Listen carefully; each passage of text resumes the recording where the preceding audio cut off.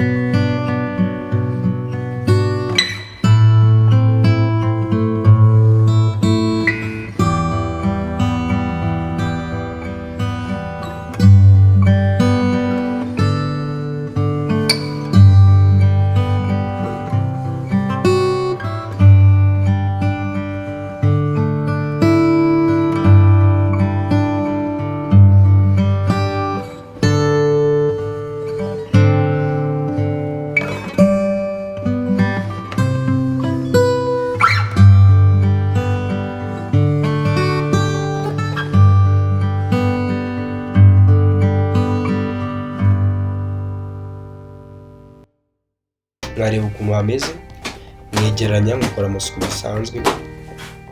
N'umuntu wanjye iyo ari buze kujya kwiga ikigoroba mubaza homework ukuntu bimeze, nkareba mu ikayi ye, tukareba ko ari byo dukosoramo tukabikora neza, akajya ku ishuri nawe nzi kugera ku ishuri ageze, then nyine ngatunganya ibyo kurya bya saa sita by'umumera akaza, ibintu nk'ibyo. Noneho nyuma ya saa sita mba mbohotse, njya mu bashuti banjye, abajama banjye muri quartier, nkajya kureba abamfasha mu bintu nk'ibyo by'umuziki bisanzwe, bakangira inama rimwe na rimwe. Mfite n'aho nkorera practice za vocal, nyuma ya practice za vocal nkajya no muri dance, agaruka nyine nk'ibisanzwe uri ku munsi wanjye hoteli.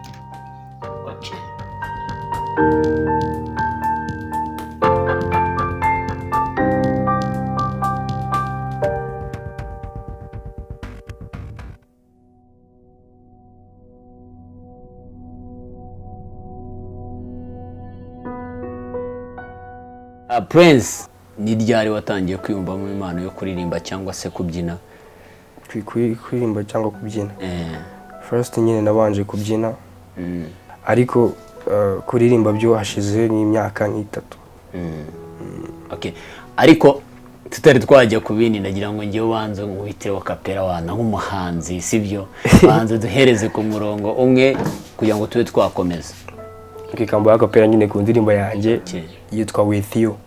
Yitwa With You ni yanjye nyine, niyo ndirimbo ya mbere nakoze iri kuri YouTube. Urabizi ko ngukunda, uzi ko nyembikora girl, mu mutima wanjye ni wowe, mu mutima wanjye ni wowe. Nimitse ubi Rwanda, mu kugabanwa umutima n'ubwenge, watumye menya ko ndi umuhungu sha. I fall in love with you, girl. I fall in love with you. Jewe nisanze ndi mu rukundo, unyemerera sinzahemuka. Jewe nisanze ndi mu rukundo, unyemerera sinzahemuka. Mu rukundo nza kurwanirira. That is it. Okay, ni byiza cyane. Nkunze uburyo cyuririmbyemo mu kanya gatoya. None njyewe ndashaka kubanza kumenya Prince, kuki wahisemo kuba waba umuhanzi ntujye mu yindi mirimo? Ese waba ufite indi mirimo ukora? Indi mirimo yonyine na ndi kwiga, ariko nzasoza kwiga. Ndi kwiga ibijyanye n'amahoteli. Nabyo ni byo bintu nakora kese yuko naba ndi gukora nyine by'umuziki. Gusa impamvu nyine nagiye mu muziki nuko nasanze ariyo kariyeri yanjye. Nicyo kintu nyine nisangamo, nabanze kugishakashaka ahandi hose, ngiye kwiga, ngiye gukora iki. Ako umuziki nicyo kintu nyine nkunda. Urebye kuva kera ndi muto nakunze kubyina cyane, kumva indirimbo z'abahanzi. Nari nzize mu mutwe nyinshi, naziborotse mu mutwe ku buryo nayiririmbaga yose karangira. Gusa nyine nabwo nanyuze mu gashuri k'umuziki igihe gito, niyo mpamvu nyine nabonye ko mfite kariyeri y'ibyo kuririmba. Ese ugitangira kuri n'ubu ngubu wenda nta hantu wari wagera, niyihe mbogamizi ubona mu mpano yawe ufite? Imbogamizi mbona hanini rimwe na rimwe twebwe nyine iratugonga, ariko sinyangiye nyine ari n'abandi bagenzi banjye wenda batabasha kubabona nyine abantu baza bakabakamera bakabibabwira, sibyo? Gusa nyine imbogamizi ya mbere ni like support umuntu nyine kugira ngo akore ibintu bye abishyire hanze biramugoye, nta mafaranga. Kugira ngo ajye studio recording, gukora video nta mafaranga, guhamagara producer byo nyine nabwo kugira ngo wenda mugende muvugane cyangwa muonane, guhamagara nyine kubabona collab byoroshye y'ahandi yo hejuru, mbere kugira ngo ukore muri studio iri kuri high standard nyine kugira ngo ikintu cyawe kigera ahantu hazima, sibyo? Urebye imbogamizi ya mbere ni support. Support urabizi harimo amafaranga, ibintu byinshi, ideas. Usanga bamwe namwe nyine kubera ahantu baba babarizwa nyine, ugasanga ntabwo umuntu ari kubaha agaciro cyane, kandi buri muntu wese akamuha agaciro bitewe n'ahantu ari, ukamwegera ukamubaza nyine icyo wamufasha kugira ngo agere. Imbogamizi ya mbere ni support. Ese wakomeje gukomoza kuri support? hari aho wowe wagerageje kuba wakomanga kugira ngo ube wakwerekana iyo mpano yawe?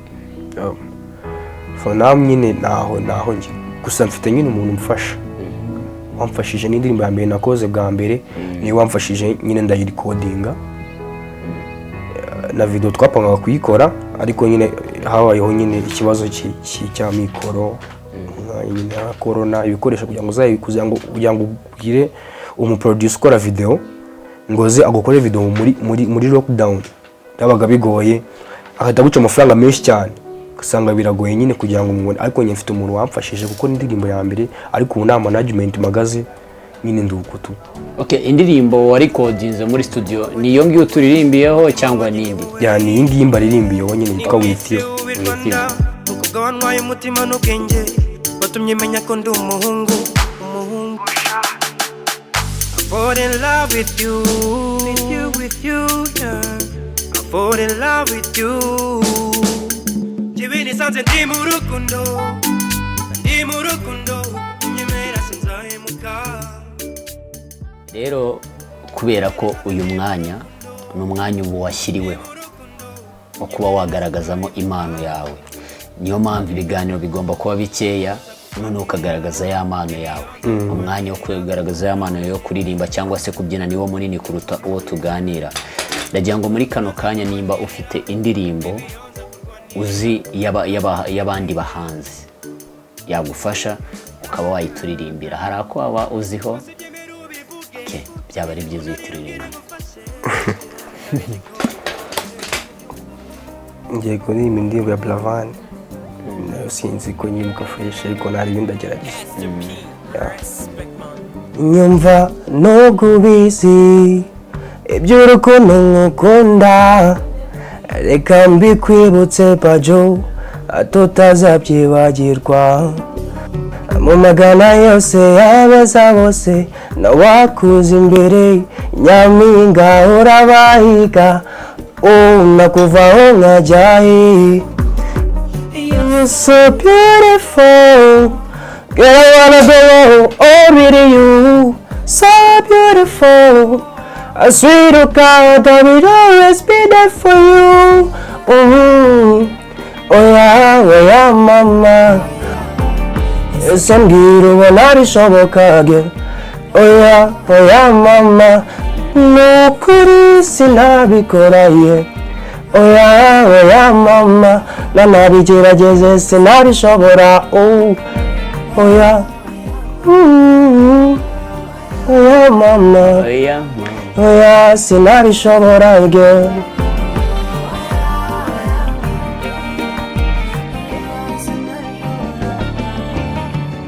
Hello baby, now that I wanna call you all I need, so don't you walk away, kubera ko you mean the world to me. Oh, tuzarambana tuzasazana kuri njye wibyo ni hamwe, so ntugire ubwoba mami. You're so beautiful, but I don't wanna go all with you.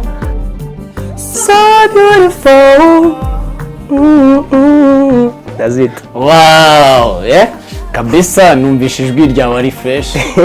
Asante ako uba wari iki? Ntacyo tu. Man ngewe nk'uri Sojoy. Okay, ni sawa ariko ni sawa. Ngewe nyine ntabwo nzi kuririmba buriya buri muntu abagira abafite impano ye, sibyo? Mu by'ukuri reka tugarukeho. Wowe wakomeje kutubwira ibijyanye n'impano yawe, uba wumva ari iki ubura mu mpano yawe kugira ngo izamuke? Nyine kuri ngiye ku bwanjye icyo mbura ni support nyine irimo uburyo nyine nakora ibintu nyine bikagenda neza n'abangamiwe. Nyine support barimo amafaranga gushobora nyine muri studio niyo byose mfite ubasha kuba nabyikorera neza nkuko mbishaka kugira ngo nyine ibintu bigende neza. Ngewe ubundi icyo mbura n'uwo muntu wamiye support na ubundi ibintu byose ndabyujuje ku bwanjye, ndizeye kuririmba ndabyifitemo nyine I can do everything man. Kuririmba ndabifite ndabizi, sibyo nishakamo. Okay, icyo nibaza ni gute wowe nkawe Prince watangiye ryari kwiyumvamo ibijyanye no kuririmba cyangwa se kubyina? Ndagira ngo utugire in deep kuri life yawe gatoya, ukuntu watangiye ukiri mu bwana bwawe kugeza na n'ubu ngubu aho amagingo yangaya impano yawe uyigejeje. Ndagira ngo udufashe ube watuganiriza kuri story yawe. Nyine ngiye uburyo nyine iyo mpano nayumvishamo kuva kera nkikiga muri primaire, nyine ndi umwana muto, umwana nk'uyu murumuna wanjye, nyine nakundaga kumva indirimbo z'abahanzi bazisubiramo nk'iby'abana bisanzwe. hari n'ibindi muri karitsiye twakundaga gukora ngo by'itorero byo kuririmba nyine mu matorero abandi babyina, umva ni byiza. Gusa nyine one day nigeze kumva mama wanjye ari kuririmba indirimbo yo mu kiliziya bita Nibuhoraho, numva yiririmbye neza nyine ndishima, ntabwo biramvamo na n'ubundi ndumva niyo kintu cyambaye inspiration, ndavuga nireka nanjye niririmbira n'ubundi mama arabikora ajya aririmba kandi numva biba biryoshye nanjye reka mbikora. Sibyo ko dufite abantu benshi tureberaho baduha inspiration man, nk'abahanzi nyine bagiye bakomakomeye bahanze naho muri Afrika no mu gihugu cyacu mu Rwanda turabazi nyine bagiye baduha inspiration. Naho ndi kuririmba byo ashize nk'imyaka 3 numvishe ko naririmba, nibwo numvishemo ko nyine nakora indirimbo nkayikora nk'umuziki nyine nkajya muri studio nkarecordinga nkabikora nk'akazi, nkaba nabikora nk'akazi wenda nkako nanjye ari ikintu byazama one day. None Prince, hari ukuntu umuntu akunda kugira imbogamizi aterwa n'ababyeyi cyangwa se na societe arimo, ugasanga nimba umuntu ufite impano nk'iyawe bakumva ko ari ikirara. Ndagira ngo umbwire icyo kibazo wowe ntabwo wigize ukigira kugeza mu ngo aho ugeza. Ikibazo cyo ntabwo ugiye bura muri karitsiye, abantu bose nyine bakuvuga neza. Hari igihe umuntu aba akuzi nyine uri wa mwana utumika ugahita igenda mu gishanga ujya kuzana iki, ukajya mu cyaro ukakizana, ujya ku muhanda ujya kumuzanira isukari ukajya kuyizana. Nyine kakunda wubaha cyane ababyeyi n'abandi bantu muturanye nyine bakuzengurutse wubaha cyane, uri umwana ufite discipline. None watangiye kubona ya minsi ugenda ubura, ukakunda ubura uri mu biki, usigaye warahindutse wabaye gutya na gutya, akavuga ati dore ngiye nsigaye nigira muri studio nkajya gukora indirimbo. Yose bizakumarira iki? Urabikora bizakumarira iki? Reba imyaka umaze kujya imyaka 18 19, sibyo? Akugira ngo bige ngo ugiye muri studio, nyamara buri muntu wese afite ukuntu nyine Imana yamugeneye ko azabaho n'Imana yizamutunga. Ntabwo umubyeyi akugira ngo umubyeyi bayumva ko nyine uko nyine ashaka kugenda bari kugenda, ariko turageza tukabijyamo tugakora, ariko buri wese afite ukuntu nyine azabaho. Iyo ngibyo byo warumbiye ni benshi babimbwira na n'uwo barabimbwira, ariko wande ku minsi igenda yicuma agenda abona ko bya bintu hari ahantu bizagera bikagera. Umuntu muturanye nakubona wagiye kuri televiziyo ya RBA kandi nyine azingura umwana wo muri karitsiye rwamba bikamambiri, wambaye ikabutura ari gukurupa mu rugo, sibyo kubura, sibyo for example nyine nk'abantu bakora abantu nyine nahatwe wenda ngiye mu rugo nkora imirimo yose kuko ndi mukuru nyine ubwo ndi muhungu mukuru, umuhungu cyane muto ntabwo yabishobora, sibyo.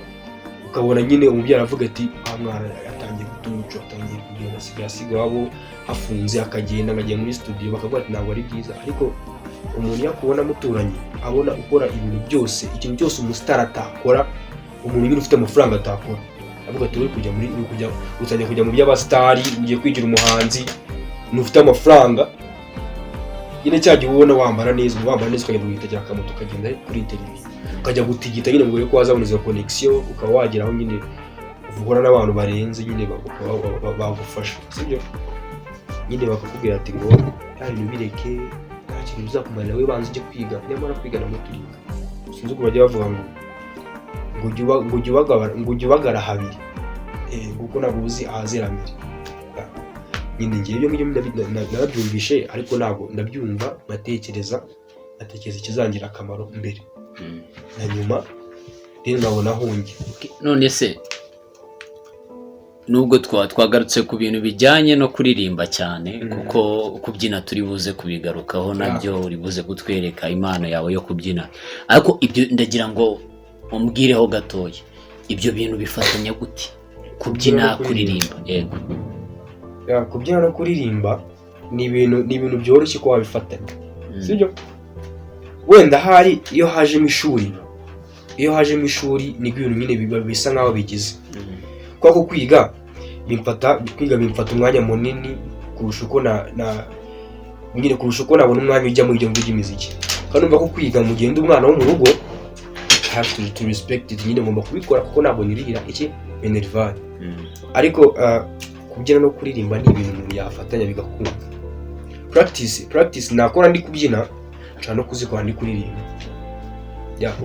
urumva ko nyine ibintu bihujije byose ni umuziki ushaka kubyina unaririmba ushaka kuririmba unabyina ntabwo njye byangora kubihuza ni ibintu kuri njye byoroshye kubikora nkavanga umuziki wo kuririmba nkavanga no kubyina byose nabihuza bikagenda neza ntabwo bingora mbega muri make ntabwo bikugora ariko ndagira ngo muri kano kanya wadufasha ukaba waturirimbiraho nk'indirimbo yawe wanditse ndimo nanditse yego mbibona nanditse se ko ubwo yaba ari iya kabiri kuko iya mbere yo warayirekodinze aho mfite nyinshi muri studio gusa iyo ngiri muri studio niyo nshaka kugira ngo gusohora kuririmba projet itarajya hanze harya batari byiza buriya kuri magutya muri nta kibazo yandi tari washyira muri projet muri studio yandire gute none kuyiririmba harabo nabandi gukopeza nshobora kuririmba flow yanjye agahita yiririmba bifa mfite wenda afite ukuntu yirikodera nta kibazo icyo nifuza nuko ugomba kuba waturi nimba iyo ndirimbo yo muri studio sibyo bashobora kuba bayitwara ariko ngenda ndagira ngo noneho umfashe ube waririmba ndakuye abandi kuko icyo nifuza no kugira ngo iyo diamond iri muri wowe kubyumva undi uri kureba ikiganiro avuga ati wawe dore Imana rero nicyo nifuza kugira ngo ube ukomeze kuba watwereka aho kantu ukomeze nyine kuturyoshya tubikesheje impano yawe yanga nabaririmbira indirimbo ya Blavan byaje ari ubushuti busanzwe sinumvaga ko byagera kure gusa nibyo nifuzaga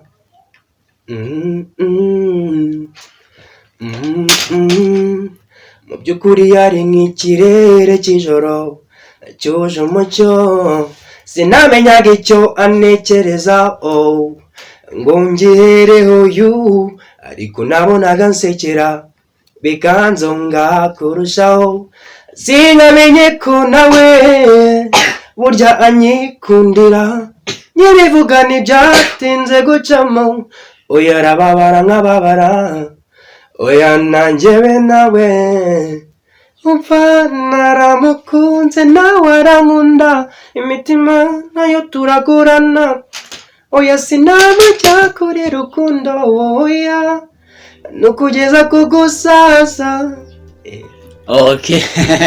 okay ni so ariko ubanza ukunda Buravan role model wawe cyangwa se umuntu ufatiraho nk'icyitegererezo mu bandi bahanzi bahari nimba ari hano mu Rwanda byaba ari byiza cyangwa se hanze niwe muhanzi wumva ufatiraho nk'icyitegererezo ubundi mu Rwanda mfite nyine nkunda umuhanzi nkunda nuko atagikora nyine nakundaga Mani Martin aramukundaga cyane oya naga agiye gusohora wenda amakuru sinayafite ariko nyine ubu ngubu bitewe urebye umuntu wafatiraho urugero Bruce Melody rwose Bruce Melody ni umuntu nyine bitewe n'ukuntu yazamutse urebye struggle ziwe sibyo ikintu gishobora nawe kugutera inspiration kigatuma nyine wamukurikira ukaba wamufatiraho urugero ni Bruce Melody okay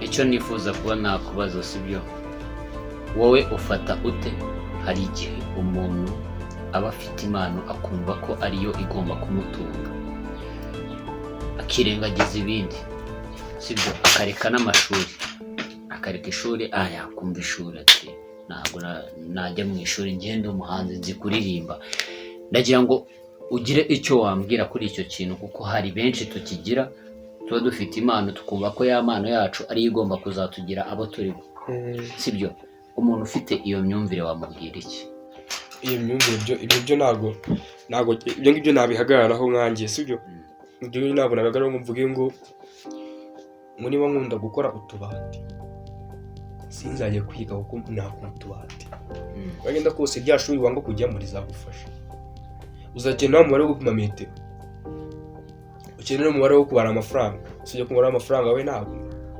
muntu wananira.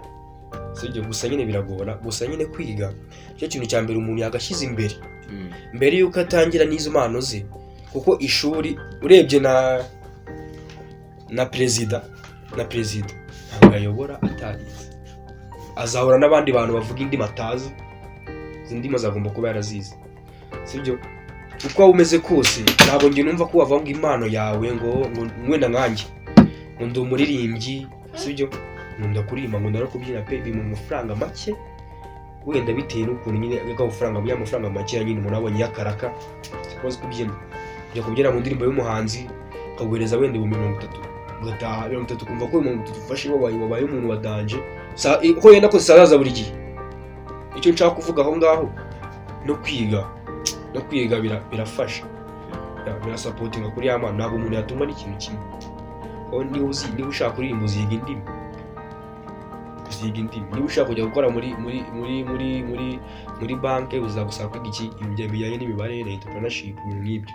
Yakwiga nabyo ni ngombwa. Ntabwo navuga ngo ngiye kwiga ngo nabireka kumba y'umuhanzi, niyo naba ngize kuyihe level ishuri ngomba kurijyamo. Ariko ikintu nashyigikiramo aha ngaho uvuze, ntabwo ngiye wambwira ngo ugiye kureka ishuri ku bintu bitumvikana. Wenda ungiye ko ubuze minervare, ubuze minervare ari ikibazo cya mikoro bw'ishuri ukarireka, ushobora kubyumva wenda mbaye mfite icyo nagufasha. Ariko mu gihe ufite uko wakiga, ntabwo wambwira ko wareka ishuri ngo mbyumve. Byiza cyane, ubwo ni ukuvuga ngo wa muntu uba wifuza ko agomba kuba yatungwa na ya mpano yakareka ishuri, uwo ngo uramugira inama yo gukomeza ishuri, kuko iryo shuri niryo rifite kuba ryakugeza aho ushaka. Kandi koko nibyo ntago n'umuhanzi dukeneye kugira ngo twamamare mu gihugu cyacu, ariko dukeneye kuzahura n'abanyamahanga kugira ngo tubashe kuba twakwagura ibyacu. Ese ni byiza cyane, icyo gisubizo umpaye ni cyiza. Ariko turimo turasoza hano mu rugo kugira ngo tugane inembereze karitsiye yame. Ndi umushyitsi, ugomba kunembereza karitsiye, nkamenya karitsiye inshuti zawe n'izihe, ndetse tukanagera n'ahandi kuri cya gice cyo kubyina, kugira ngo n'abadukurikiye bose babone uburyo cyo byina, cyangwa se na bagenzi bawe banamenye aho utuye nihe. Uburyo cyo gushatse ahita kumenya. Nagira ngo icyo kintu waruvuze wavuze kare cyo kuba uri umuhanzi uririmba, nagira ngo noneho muri makeya umbwire intumbero zawe n'izihe turimo turasoza, n'icyo ushaka kugeraho. Icyo nshaka kugeraho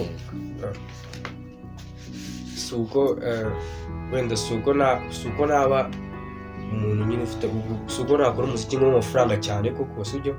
Nshaka ko najya ibyo naririmba cyasajye bigeraho bigera, bigatanga ubutumwa bwiza bitewe na story y'indirimbo yanjye nakoze. Yego kuba nakora indirimbo nyine nkabona amafaranga nabyo ni ngombwa, birakenewe, sibyo? Kuko uba warashoye ugomba kwinjiza. Ariko ahanini ngiye purpose yanjye ni gukora umuziki batanga n'ubutumwa, umuziki w'ingeri zose, abakecuru, abasore, inkumi nyine n'abantu bakuze bose, kategori yose yumvamo. Nta kibazo. Rero uri kumva ko ari ibintu byiza cyane. Twari turi hano mu rugo kwa Prince, muri kubona ni ahantu hatuje, afite mushiki we na mama we.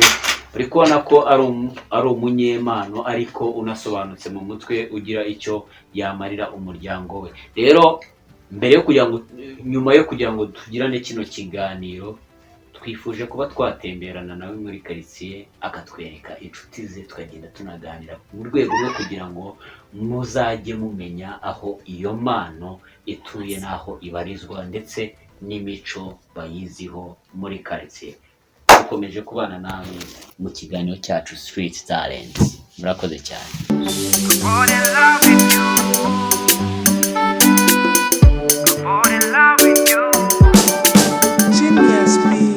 Urabizi ko ngukunda, uzi uko njye mbikoraga, mu mutima wanjye ni wowe, n'imiti ubi Rwanda, ukubwa wantwaye umutima n'ubwenge, watumye menya ko ndi umuhungu.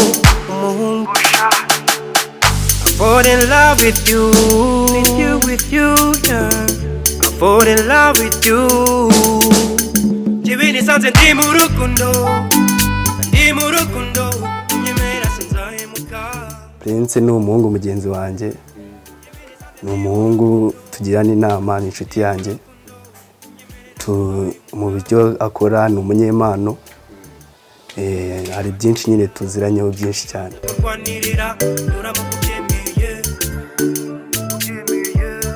Prince nyine umuntu amuzi mu bintu byinshi, ni musaza wanjye nkunda cyane, afite impano nyinshi, mwigiraho byinshi,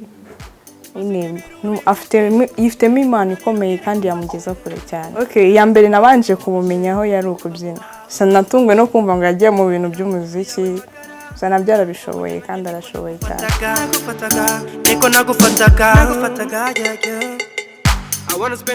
Prince ukuntu umuzi ni umunyempano, umuhungu w'umunyempano mu bintu byo kuririmba, kubyina, ni byinshi azi tu, ariko nyine muri ibyo ngibyo nibyo ashoboye cyane. Twebwe muri sosiyete bidutera ishema kuba dufite umuhungu ufite impano, kuba tuvuga ati Prince ni umuntu uzaduserukira ejo n'ejo bundi, tumubone ku mateleviziyo, ibyo bidutera ishema. Nkanjye w'inshuti ye bintera ishema cyane, kuko iyo namugiriye inama agakosora ibintu byinshi biramfasha cyane.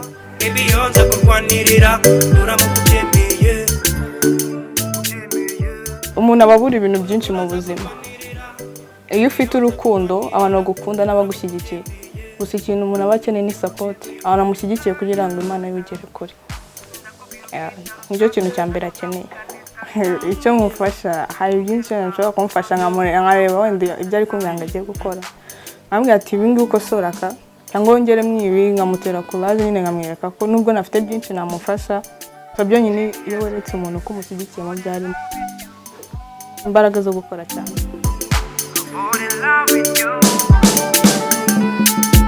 Inama nabwira ababyeyi, ntabwo bagomba gushingira ku bintu byo kwiga gusa, kuko ni impano ikiza umuntu.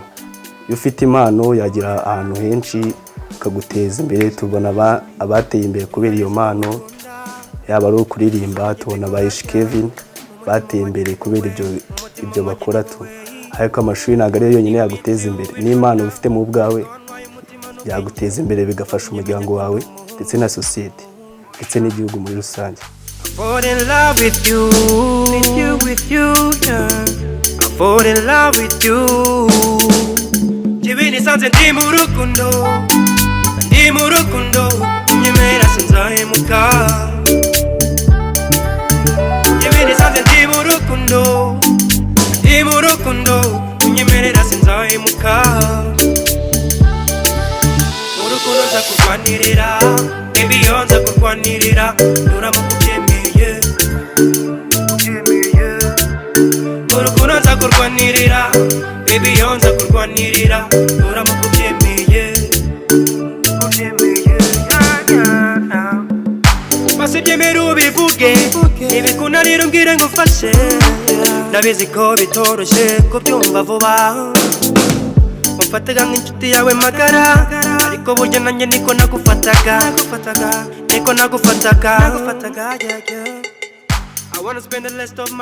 wowe twabanye wakoze rwose kuba wakurikiye kino kiganiro, ariko ndetse nawe ufite impano. Wabonye ko twasuye umuhungu wacu ufite impano. Twari turi hano Kacyiru mu karere ka Gasabo, mu kagari ka Kamatama, umudugudu n'amajyambere. Twari twasuye impano y'umuhungu yitwa Prince. Ese wowe waba ukeneye kuba nawe twazagusura, nta kindi usabwa wowe nuko ugomba kuba watwandikira kuri WhatsApp, cyangwa se ukifata akavideo ukakatwohereza kuri nimero ya WhatsApp ariyo 0788745469. ubundi twebwe tuzaplodinga kuri platform z'iki kiganiro, ubundi igize like nyinshi, iyo mpano akaba ariyo tugomba kuba twasura. Ariko ni ibintu byiza cyane, kuko tugomba kuba twateza impano nyarwanda imbere kugira ngo idarapo ryacu ribe ryazamuka. Nta kundi ni ukujya aho ngaho kuri street, ubundi tukasura ya mpano tukamenya uko ibayeho mu buzima busanzwe n'ikiyigora n'icyo ishaka kuba yageraho kugira ngo itere imbere. Ikiganiro nta kindi ni Street Talent, njyewe ukikugezaho nitwa Tuyambaze Jean d'Amour aka MC Biryo. Tuzongere ubutaha, bye, ciao ciao.